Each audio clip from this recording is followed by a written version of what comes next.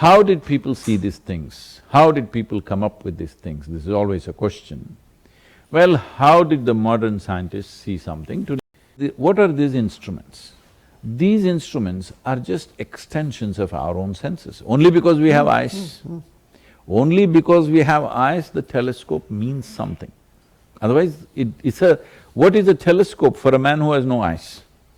Simply nothing. So I am saying only because we have eyes, we are making instruments which will extend our eyes. Indeed. So, this extension was done in so many different ways. One of the things that we did was that we created energetic forms which would make us look very, very far. Today, unfortunately, it is all being misunderstood and misrepresented, but there were instruments with which we could look very far, we could open windows into the cosmos. These we called as our deities.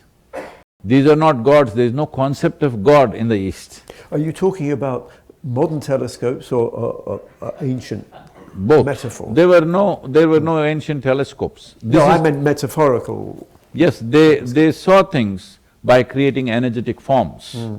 You have definitely heard of, because he was in your neighborhood, Ramanujan. Yes, of course, yeah. So when people asked him, some 3,900 mathematical formulations he came out with, which is still being debated and discussed and people are trying to understand what he wrote.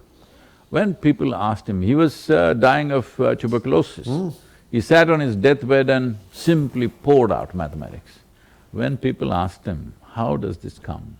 He said, my Devi, which means my goddess, bleeds mathematics. Ramanujan was at my college, Trinity. Yes. But before my time, so I never met him.